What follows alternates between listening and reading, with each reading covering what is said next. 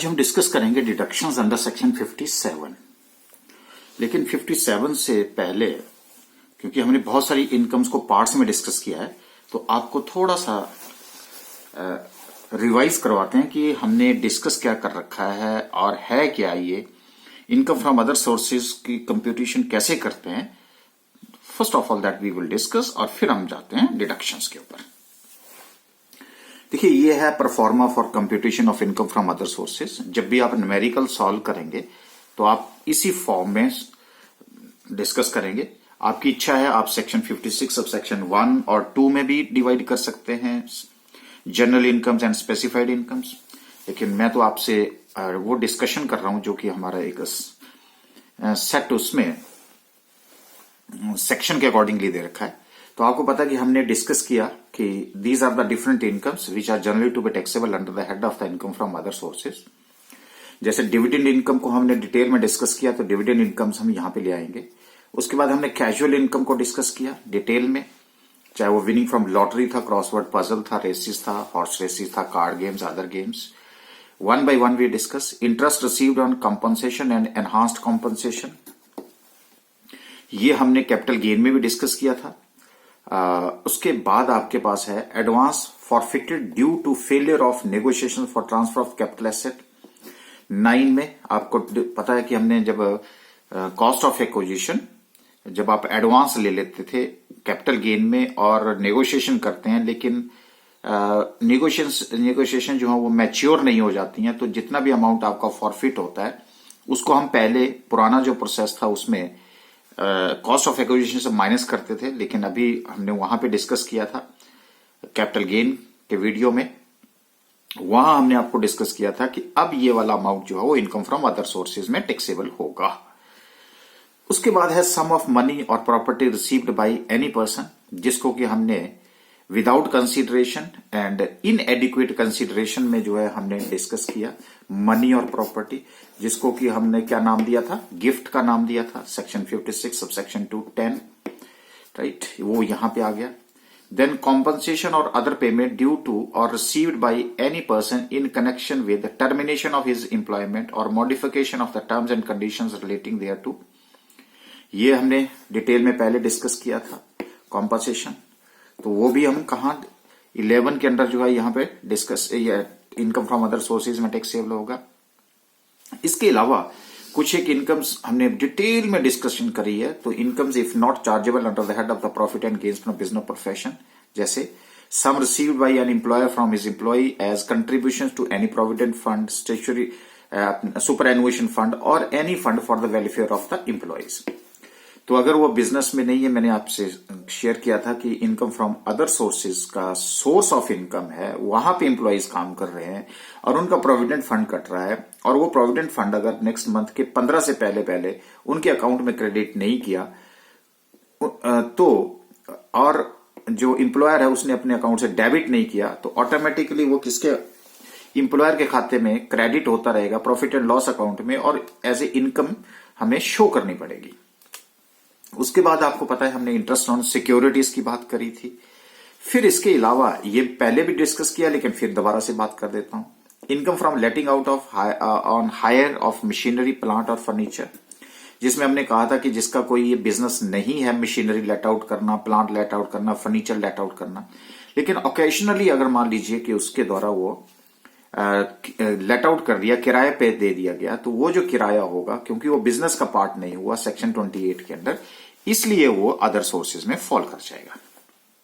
फिर हमने बात करी थी कंपोजिट इनकम, जहां पे मशीन, जैसे मान लीजिए कि कुछ एक प्लांट है और मशीनरी, उनको हम सेपरेट नहीं कर सकते, और सेपरेट नहीं करने के अलावा भी अगर उसमें से आपको एक कंपोजिट रेंट मिल रहा है, मैंने आपसे बात करी थी जैसे थिएटर है, लेक्चर हॉल है, लेक्चर हॉल में जो है इलेक्ट्रॉनिक आइटम्स भी लगी है, फर्नीचर भी लगा है, बिल्डिंग भी लगी है, but we can not separate it, so when the separation is not possible then this is called composite income.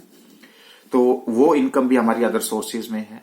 फिर हमने कहा था सम रिसीव्ड अंडर की man insurance policy including bonus, तो ये आपको याद होगा कि हमने की मैन इंश्योरेंस पॉलिसी के अंडर जो है, अगर एम्प्लॉय है तो सैलरी में जाता है, अगर वो एम्प्लॉय नहीं है एम्प्लॉय, तो वो पैसा किसको मिल जाता है, कंपनी को मिल जाता है, तो वो profit and gain from business profession में टैक्सेबल होगा, और अगर बाय द वे एम्प्लॉय की डेथ हो जाती है तो उसके फैमिली को मिलेगा, तो वो फिर इनकम फ्रॉम अदर सोर्सेज में टैक्सेबल होगी। Then any income chargeable to tax under the act but not falling under any other head of the income, वो हमने कहा था ट्राइड एंड टेस्टेड, तो फिर भी कुछ बच जाती है, तभी तो हम इसको रेजिडरी हेड बोलते हैं, दैट इज। और एक हमारी डीम्ड इनकम्स अंडर सेक्शन 59 के अंदर अभी हम जैसे अनएक्सप्लेन्ड इनकम्स हैं, ये हम डीम्ड इनकम का चैप्टर जो है आगे पढ़ेंगे, लेकिन फिर भी मैंने यहां पे आपको बता दिया कि ये डीम्ड इनकम एक तरह से जानबूझ करके मैंने डीम्ड इनकम का पॉइंट यहां डाला है कि आपको ये रहे कि अभी हमने ये वाला पार्ट जो है अभी हमने डिस्कस करना है, तो है क्या चीज। अब आपने जो इनकम्स हैं उन इनकम में से आपने डिडक्शंस लेस करनी है अंडर सेक्शन 57 के अंदर। तो हमारा मेन फोकस आज किसके ऊपर था, डिडक्शंस के ऊपर था, लेकिन मैंने आपको बता दिया कि ये ऐसी इनकम आएंगी और उस इनकम में से नीचे जो है आप लेस करेंगे। हाँ, इनकम के साथ भी लेस कर सकते हैं अगर आपको नॉलेज है, या फिर आप अलग से भी उसको लेस कर सकते हैं, जैसे आप बाकी हेड्स में भी डिडक्शंस देते आए। तो डिडक्शन अलाउड आपको याद होगा एक तरह से ये प्रोफेशन वाला रिसीट और पेमेंट्स। तो कौन कौन सी डिडक्शन जो है अलाउड हैं, so in case of dividends other than dividend under section 150 कौन सा होता है जी, इंडियन कंपनी से जो हमें इनकम मिलता है उसके ऊपर नहीं, और इंटरेस्ट ऑन सिक्योरिटीज, इनके ऊपर कौन सी डिडक्शन मिलेगी, only reasonable sum paid by way of commission on remuneration to a banker और एनी अदर पर्सन। इसको अर्न करने के लिए, रियलाइज करने के लिए अगर आपके द्वारा कोई कमीशन और रेम्युनरेशन दिया जा रहा है, लेकिन जो डिविडेंड है वो 115 के अंडर नहीं होना चाहिए क्योंकि वो एग्जम्प्ट है, तो एग्जम्प्ट है तो इसके केस में जो है वो इंटरेस्ट नहीं मिलेगा, तो दैट अमाउंट और बाकी के अमाउंट जो है वो यहां पे डिडक्शन मिलेंगे। Income consist of recovery from an employ as contribution to any provident fund and statutory provident fund, बिल्कुल। तो यहां पे क्या है कि अगर कंपनी ने उसको डेबिट कर दिया और उसके इंडिविजुअल के खाते में क्रेडिट हो गया, तो फिर वो डिडक्शन अलाउ हो जाएगी। So amount of contribution remitted before due date, जैसे मैंने कहा कि नेक्स्ट मंथ का 15th ऑफ एवरी मंथ, मार्च का जैसे अप्रैल 15 तक जो है वो क्या करना पड़ेगा, एसएससी के खाते में क्रेडिट करना पड़ेगा कंसर्न के द्वारा, एम्प्लॉयर के द्वारा। लेकिन वो अगर वो नहीं करता है तो इन दैट केस अगर कर देता है बिफोर डेट तो डिडक्शन मिल जाती है। इसके बाद आपको पता है कि हमने एक जनरल सी बात करी थी कि ऐसी इनकम्स जो बिजनेस और प्रोफेशन में टैक्सेबल नहीं होती और कैजुअल इनकम्स नहीं है, तो उन इनकम्स को अर्न करने के लिए अगर आपके द्वारा कोई भी एक्सपेंसेस किए जाते हैं, actual expenses, these all are to be allowed here as a deduction under section 57। तो आपको याद होगा मैंने अभी आपको बताया कि letting on income from letting on hire of machinery, plant और furniture with or without building. आपको याद है कि ये वाली इनकम मैंने ली, यहां पे कहां गई आपकी इनकम, इंटरेस्ट में, ये letting of out of hire machinery. अब वहां नहीं है, तो अब यहां पे अगर आपके द्वारा कोई भी अमाउंट उसके ऊपर खर्च किया जा रहा है तो then that amount is to be allowed here as deduction. जैसे मान लीजिए अब आपके पास रिपेयर है, डेप्रिसिएशन है, एक्सपेंडिचर ऑन करंट रिपेयर बोल रहा हूं मैं, प्लांट है, मशीनरी है, फर्नीचर है, बिल्डिंग है, इंश्योरेंस प्रीमियम है, ठीक है, डेप्रिसिएशन है, लेकिन ये सारी बातें, लेकिन वो तभी अलाउ होगा अगर इनकम कहां टैक्सेबल होती है, इनकम फ्रॉम अदर सोर्सेज में यहां पे टैक्सेबल होगी। ठीक है जी बात। अच्छा, अब इसमें जो कौन कौन सी रिपेयर्स, कौन कौन से अमाउंट जो है आपको अलाउ होंगे, तो वो मैंने लिख दिया। Current repairs of machinery, plant है, फर्नीचर है, बिल्डिंग है, इंश्योरेंस प्रीमियम है, डेप्रिसिएशन है और अनएब्सॉर्ब्ड डेप्रिसिएशन, राइट। ओके, उसके बाद आपके पास आ जाती है family pension. You know better कि फैमिली पेंशन जो है कहां टैक्सेबल होती है sir, income from other sources में। वो हमने डिस्कस किया था कि there are certain incomes which are not falling under the head of the salary may be taken to the income from other sources. तो वहां पे सर हम फैमिली पेंशन, क्योंकि वहां पे एम्प्लॉयर और एम्प्लॉय का रिलेशनशिप नहीं था। जब एम्प्लॉयर और एम्प्लॉय का रिलेशनशिप नहीं था तो इसलिए जो था वो कहां आ गया, इनकम फ्रॉम अदर सोर्सेज। तो उसमें ये जरा बहुत इंपॉर्टेंट है, 1/3 ऑफ सच इनकम और ₹15,000 whichever is less is to be allowed as a deduction. Clear है जी बात आपके पास? ओके। अच्छा, उसके बाद अगर आप नेक्स्ट उसमें देखें तो हमारे पास कई बार आपके पास क्या आ जाएगा, आपके पास आ जाएगा रॉयल्टीज। अब कई बार हम रॉयल्टीज की भी मैं यही बात कर लेता हूं। रॉयल्टी होनी चाहिए किसके द्वारा? ऑथर के द्वारा।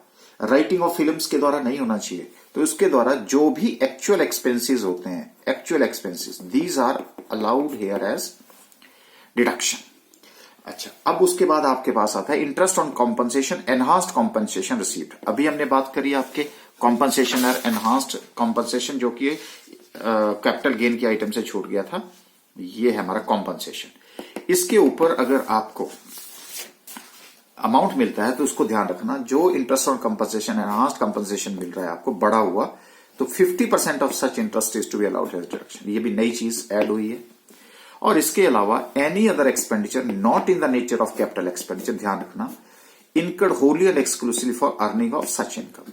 जैसे मैंने आपको बताया था हॉर्स रेसेस, हॉर्स रेसेस में आपको बताया था कि वो जनरली होती कैजुअल इनकम थी, लेकिन वो उसके ऊपर स्पेशल रेट नहीं लगता, लेकिन इनकम फ्रॉम अदर सोर्सेज में टैक्सेबल होती है। अब वहां पे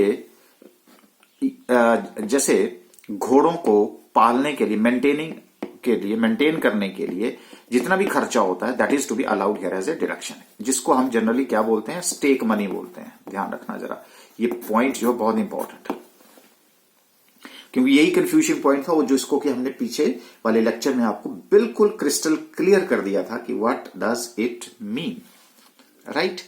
तो इसके अलावा अब इनका हम सबका क्या करेंगे? यहां टोटल करेंगे, या आप इंडिविजुअल इनकम के साथ भी लेस कर सकते हैं, कोई दिक्कत नहीं है। तो ये जो मेरा यहां पे आया था, ये देखिए, ये सारी इनकम्स यहां आ गई। इनकम में से लेस कर दिए जाएंगे डिडक्शन अंडर सेक्शन 57, ठीक है जी। इसको लेस करने के बाद आपके पास क्या आ जाएगा? Income from other sources. ये टैक्सेबल इनकम आपके पास आ जाएगी। बस इतना सा सिंपल सी बात है। तो ये भी एक ऐसा चैप्टर है जो आपका स्कोर को बढ़ाएगा, और ये सिंपल सा क्वेश्चन आपके पास वहां आ जाता है। ओके, लेकिन अब मैं दूसरा वर्जन भी आपको बता देता हूं कि deductions not allowed under section 58। तो आपको बताया था कि 3 सेक्शंस 56, 57 और 58। ये इसलिए दूसरा वर्जन है कि अगर यहां कंफ्यूजन हो रहा है तो यहां आ जाइए। Any personal expense of the SSC, कोई भी पर्सनल एक्सपेंस, चाहे उसकी इंश्योरेंस है, whatever it is, that is not to be allowed. Any interest chargeable to tax under the act which is payable outside India on which the tax has not been paid और deducted at source. ये तो sir हमने पहले भी पढ़ा हुआ है कि कोई भी इनकम अगर फॉरेन कंट्री में दी जा रही है, वहां से अगर आपको इनकम अर्न हो रही है, एज ए इंटरेस्ट हो रही है, लेकिन उसके ऊपर आपने उस कंट्री का टैक्स, उसके ऊपर आपने टैक्स नहीं दिया है, तो यहां पे भी डिडक्शन नहीं मिलेगी। Any expenditure respect of which a payment is made to a related person to the extent the same is considered excessive or unreasonable by assessing officer having regard to fair market value. क्या मतलब हुआ? आपको पता है unreasonable हमने पहले भी discuss किया था। मान लो कि 50,000 की आइटम आपने रिश्तेदार से 70,000 में ले ली, तो क्या होगा? उसको फायदा पहुंचाने के लिए 20,000 रुपए जो अनरीजनेबल हो गया, दैट इज डिसअलाउड, राइट। तो लेकिन यहां असेसिंग ऑफिसर के द्वारा वो डिटरमाइन होनी चाहिए। Any expenditure in respect of which a payment or aggregate payment exceeding ₹10,000 is made to a person in a day otherwise than by account paycheck, bank draft or electronic clearing system through bank account or electronic mode। इसका मतलब है कि 10,000 की payment जो है, आज से ज्यादा की पेमेंट आपने कैश में नहीं देनी है। अगर कहीं कैश की पेमेंट कैश में कर दी आपने 10,000 से ऊपर, तो वो क्या हो जाएगी? डिसअलाउड हो जाएगी। पहले 20% होती है, अब 100% जो डिसअलाउड। इसका मतलब सारी पेमेंट 10,000 से ऊपर किसके थ्रू होनी चाहिए? या तो अकाउंट पे चेक के थ्रू होनी चाहिए, बैंक ड्राफ्ट के होने चाहिए, या इलेक्ट्रॉनिक मोड के थ्रू जो है वो ट्रांसफर होनी चाहिए, राइट। ओके, अब उसके बाद हमारे पास, वैसे तो हमने डिटेल डिस्कस कर दिया, लेकिन मैं समरी बना रहा हूं एक तरह से कि अब सारी बातें जो है एक जगह इकट्ठी करके आप रिकैप्चुलेट कर सकें कि क्या क्या हमने डिस्कस किया था इनकम फ्रॉम अदर सोर्सेज में। तो कैजुअल इनकम थी, आपको पता है 30% ऑफ सच विनिंग्स, और सरचार्ज इफ एनी अगर होगा, और plus health and education cess at the rate of 4% से इसको आपने इंक्रीज कर देना, ये रेट लगेगा। Aggregate dividend received by a specified SSC, specified SSC में क्या है? वो रेजिडेंट होना चाहिए, है ना, in excess of ₹10 lakh, 10 lakh से ऊपर अगर होगा तो eight the rate of 10% of dividend. ये कौन सा आ गया जी? 115। ओके।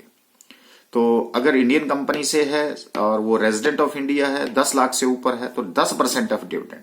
तो ये दो रेट आपके पास क्या आ गए? फिर स्पेशल रेट आ गए।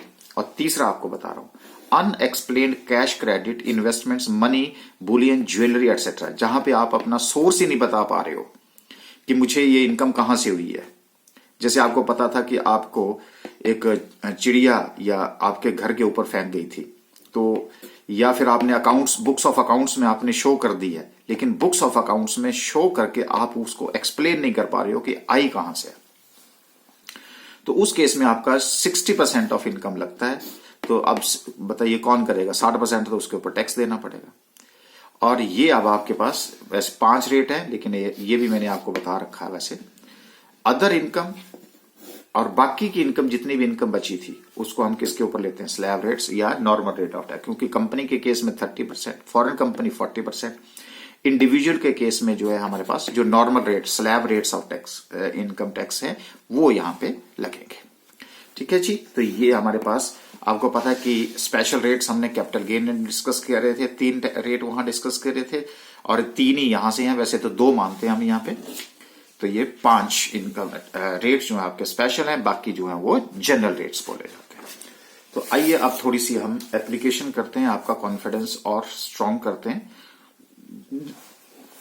देखिए यहां पे क्वेश्चन है, interest on enhanced compensation received by mister G during the previous year 2019-20 is ₹5 lakh.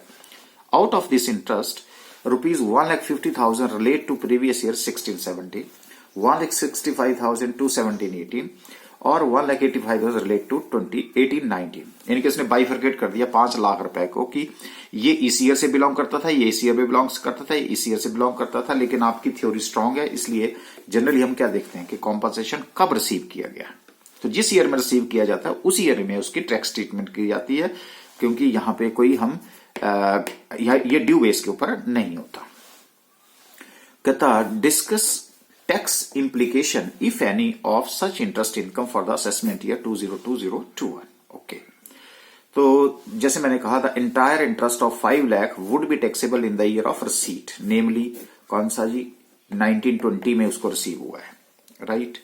तो अब क्या होता है जी? इंटरेस्ट ऑन एनहांस कंपनसेशन कितना मिला जी? 5 लाख रुपीज। अभी अभी आपसे हमने डिस्कस किया, कौन सी सेक्शन करी? सेक्शन 57 के अंडर जो है वो अभी हमने आपसे डिस्कस किया ये वाली बात कि interest on compensation, enhanced compensation received 50% of such interest is allowed here as deduction under section 57। तो इस तरह से less deduction under section 57 sub section 4 is 50% कर दिया मैंने जी। तो interest chargeable under the head of the income from other sources is 2,50,000 और इसके ऊपर आपका ऑर्डिनरी रेट लगेगा। चलिए उसके बाद एक और क्वेश्चन करते हैं। The following details have been furnished by Mrs. Hemant pertaining to the year ended 31st March 2020। क्या कहती हैं ये? Cash gift of ₹51,000। मैंने कहा था आपको कि जो 50,000 की कंडीशन है उसमें तो आपने अगर 50,000 का कैश अगर आपको लिफाफे में मिल रहा है, तो जो ₹1 का सिक्का लगा होता है ना लिफाफे के ऊपर, उसको भी काउंट कर लेना, क्योंकि 50,000 ₹1 हो गया ना, तो आपको पता है कि इनकम टैक्स का रूल चेंज हो जाएगा। लेकिन यहां तो 51,000 है, पर मेरे को 1 की से ध्यान आ गया। तो cash gift of ₹51,000 received from her friend on the occasion of her ring ceremony, a wedding function celebrated on her husband's completing 60 years of age. अब देखिए यहां पे ये वाला तो हमने कहीं, अब स्टूडेंट क्या करता है, बड़ा जल्दी से डिसीजन पे आ जाता है, क्या बोलता है, और ये वेडिंग फंक्शन, देखो वेडिंग किसकी होनी चाहिए? इंडिविजुअल की होनी चाहिए। और यहां कोई वेडिंग फंक्शन जो किया जा रहा है वो कब किया जा रहा है? एक तरह से वो रिंग सेरेमनी की उन्होंने उसके हस्बैंड ने 60 साल कंप्लीट कर लिए और उसी दिन उसकी 25वीं वेडिंग एनिवर्सरी थी, और उसलिए उन्होंने जो है वो एक छोटा सा फंक्शन कर दिया जिसमें उसको रिंग सेरेमनी का नाम दे दिया। तो ये मत ध्यान रख लेना। और वेडिंग फंक्शन भी किसका था? रिसीव फ्रॉम हर फ्रेंड के उसमें, ठीक है जी। तो जरा ध्यान रखना, इसलिए मैंने जानबूझ के कंफ्यूज किया है आपको। तो मैं इसकी पहले एक्सप्लेनेशन दे ही देता हूं। तो मैंने कहा the gift received from a non relative is taxable, wedding function completion of 60 years of age not applicable. ये 56 सबसेक्शन 210 में एप्लीकेबल नहीं होता, गिफ्ट में ये एप्लीकेबल नहीं होता। किसका होना चाहिए? गिफ्ट रिलेटिव से, और वैसे भी अगर नॉन रिलेटिव से वेडिंग किसकी होनी चाहिए? इंडिविजुअल की होनी चाहिए, वहां अप्लाई नहीं होता। यहां तो वेडिंग फंक्शन बोला है, और वो भी 60 साल कंप्लीट करके बच्चे वेडिंग एनिवर्सरी मना रहे हैं, वो नहीं है। तो देखना वर्ड्स पे जाना है वहां। ऑन द एबव ओकेजन, इसी ओकेजन पे a diamond necklace worth ₹2 lakh was presented by her sister living in Dubai. लो जी, अब यहां पे गिफ्ट कहां से आ गई जी?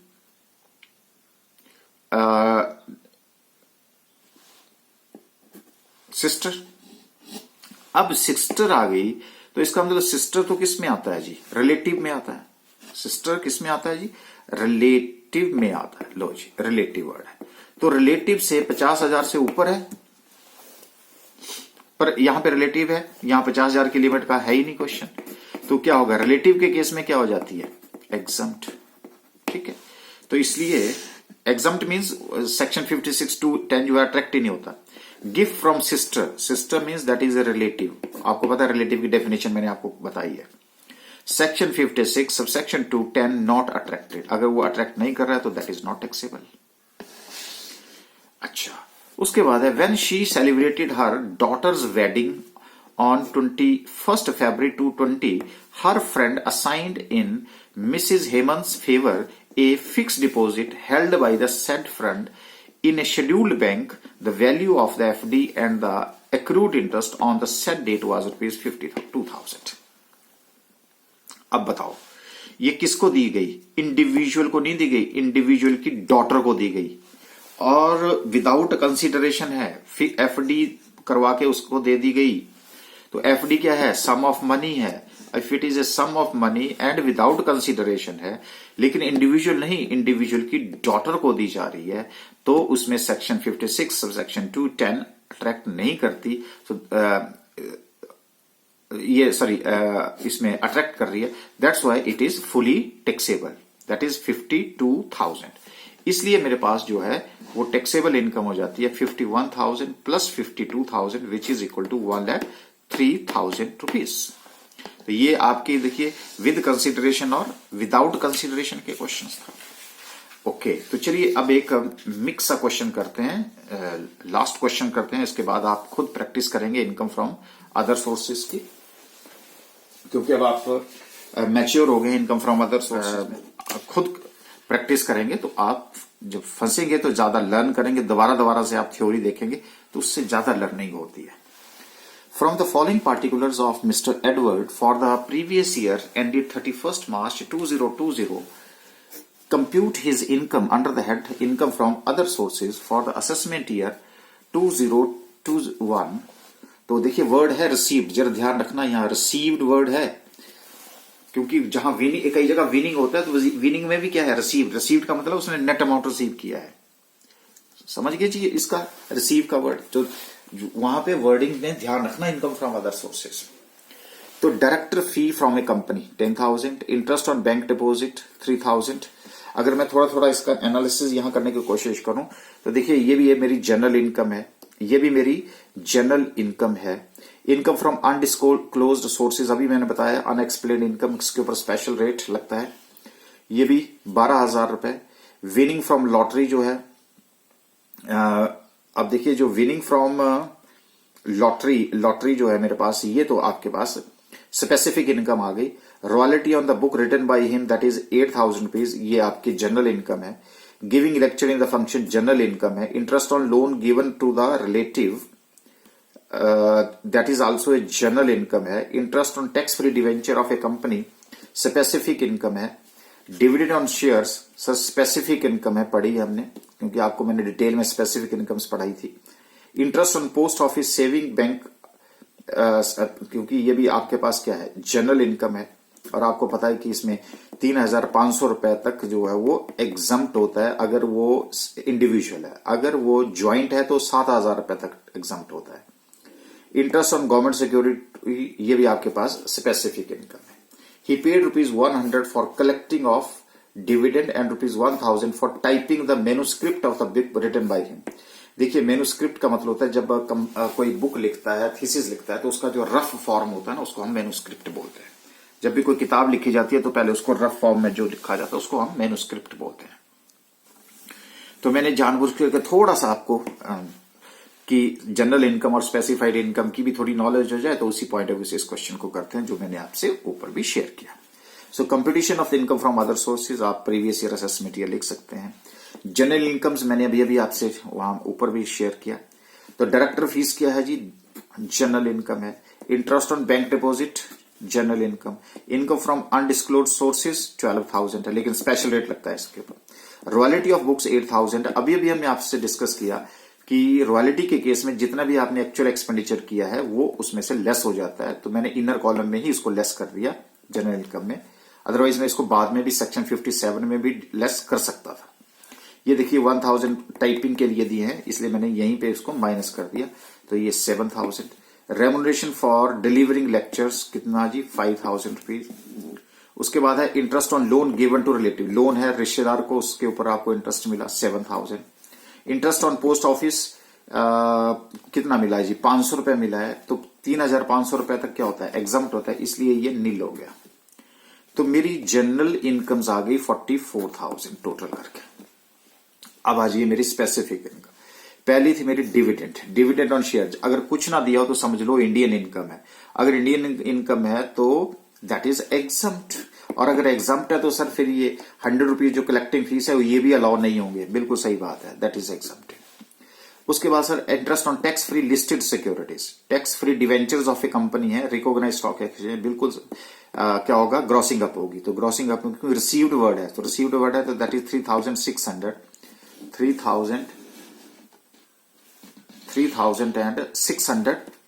इंटू 100 डिवाइडेड बाई 90, क्योंकि 10% है, चाहे आप लिस्टेड है चाहे अनलिस्टेड है, ये जस्ट आपको कंफ्यूज करने के लिए है।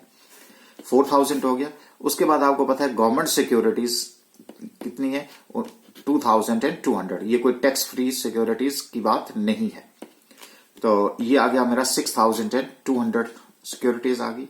उसके बाद लॉटरी से मिला है, हाँ विनिंग फ्रॉम लॉटरी है, और वर्ड क्या था, रिसीव्ड। अगर सिर्फ विनिंग होता तो ये ग्रॉस अमाउंट होता, तो हम उसकी ग्रॉसिंग अप नहीं करते, लेकिन वहां वर्ड मैंने स्टार्टिंग में बता दिया वो रिसीव्ड है, इसलिए 24,500 इज आफ्टर टीडीएस है।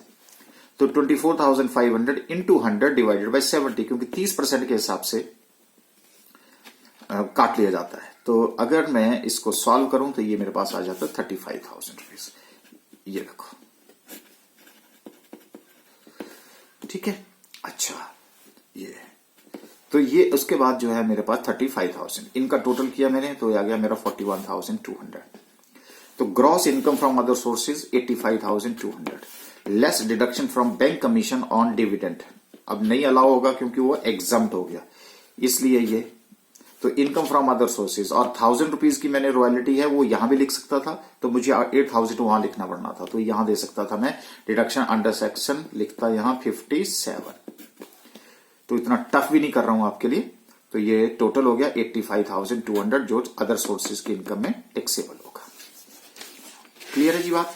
ओके, तो यही तो प्रोसीजर हमने यहां पे फॉलो किया। पहले क्या किया, इनकम्स ली, उसके बाद उसमें से हमने deductions they the under section 57।